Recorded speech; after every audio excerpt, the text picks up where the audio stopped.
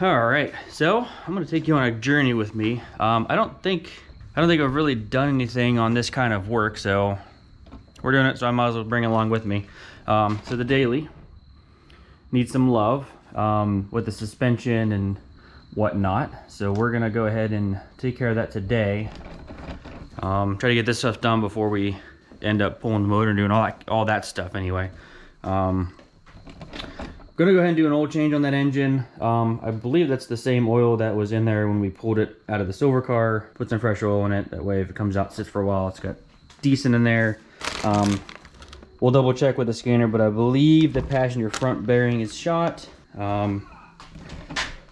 get the axles changed today, and then the rest of everything should be in here. And then this will lead into getting an alignment, and I'm gonna get the Eagle wheels, some fresh tires. I've got fresh tires, I just gotta get them put on, so I'll end up sending them with the car, get them switched over, give them a quick polish, and then throw them on and get rid of the old stalkers. So we got outer tire rods, stab links, lower control arms. The front struts are already new. Everything else looked good for now. It's got newer brakes on it.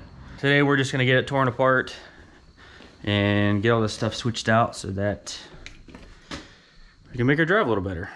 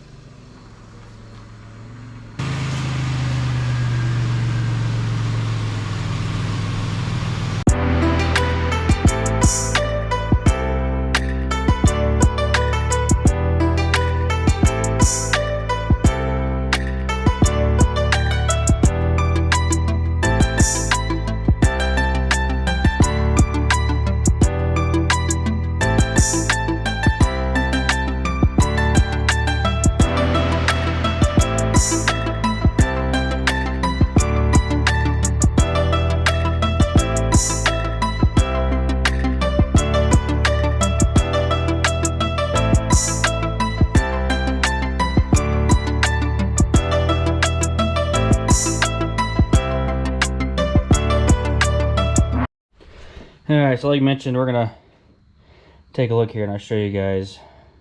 So we can double check which wheel bearing I need to change. The codes, current, yep, right front speed sensor. Okay.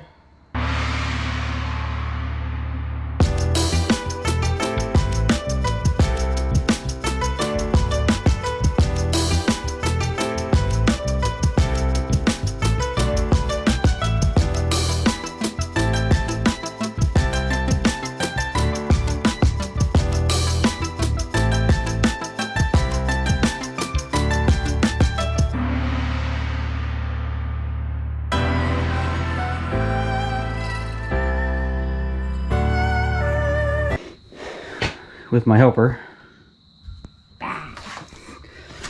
we are done. Camera died, but no big deal.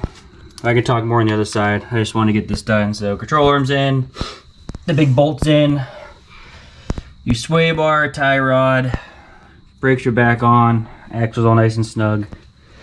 We are good to go. So on to the next side.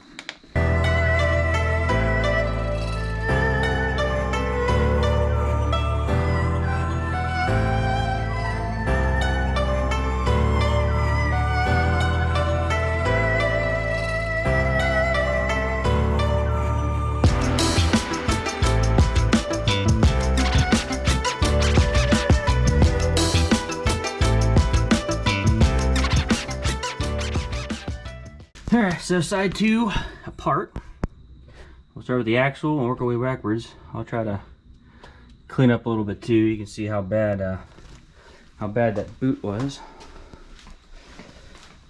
Yep, you can see how bad both the boots were actually. Nothing too crazy. It's nice not working on something that's rusty. And we'll get back to it. Alright, so we've done the test drive. Everything feels pretty good. That's really bright. Everything feels really good. Figure I'd go ahead and do a recap and we can talk. And I'll go ahead and put a list in the description to kind of help you guys along as well. What kind of tools you're gonna need to do these kind of jobs. I did a kind of a lot in one. You guys might not have to do all of that. I guess to start, to get your wheel off, 19 millimeter is gonna be your most common. If you have aftermarket wheels, that could be different. You'll have to figure that out on your own. So you guys saw that it took the brakes off. So you got two 13s holding the whole bracket to the knuckle. And you can take that, hang it up somewhere, get out of your way. Axle nut here is gonna be a 36 millimeter. You saw that big one I was using. So this is gonna depend on their brand and everything. I don't know specifics, but I've had everything from, I think, a 17, an 18, and a 19 for the actual tie rod nut itself. And then back here, the jam nut, you gotta break loose. 22, and I've seen 24s as well. Sway bar links, 14 top and bottom, 13 top and bottom. That's pretty much the two that I've seen with those. So your main vertical bolt is a 21 up under there. A bolt nut combo there and there, and that's 18 on both sides. So you can get up under here. So your ball joint in there, typically 18 or 19, but yeah, so like I said, in good shape. Well, I guess I'll discuss it while we're sitting here looking at it. For these front struts, 21 millimeter here to get these bolts out. If you're taking the struts out, you'll have under the hood, you'll have 3 of the 13 millimeters. So here's all the bad parts. Basically the vertical bushings were the ones that were bad.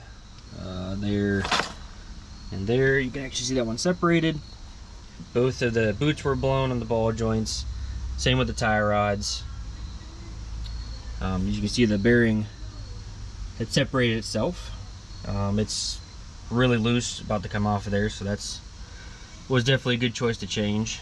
So as I'm sitting here and editing, I want to add a quick note that during my test drive, I still had the 3 lights of wheel bearings. So hooked it up again, and same code is there. It's an open short. Yes, the bearing was bad, but that wasn't the electrical problem. You know, so physically the bearing was bad, obviously. So, you know, it needed change either way, but that's not solving the electrical side of our problem. When we go to pull the motor, it'll actually expose all that wiring. It actually runs up and across the back of the transmission. So it'll be a lot easier with the motor out of there to really get in and diagnose and see, you know, where it's broken. And hopefully that it's just that simple as that the wire broke somewhere. So we'll do all that later on. Physically, everything's good to go now. Some lights aren't going to bother me. It is what it is. So, and then really with the axles, it's just the fact that the boots are torn. And honestly, since I had a parts car, it was a lot easier just to grab axles and throw axles on there. I really prefer not to do axle boots. So if I don't have to, I won't.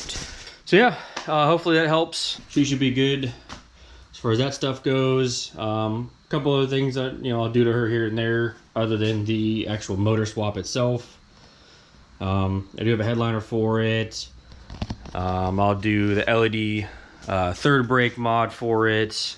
I do have an STT spoiler in paint right now, so I'll get that all done up and throw that on. I'll get it off to an alignment and get the Eagle wheels from the old daily all freshened up the best I can anyway. I've got good tires to put on them, and we'll throw those on so we got, you know, good tires, good alignment, and be ready for winter. Any questions, always leave comments. Find me on all the social medias if you need to, and I'll do my best to help. Other than that, that's all I got for this one. Thanks for watching. We'll see you.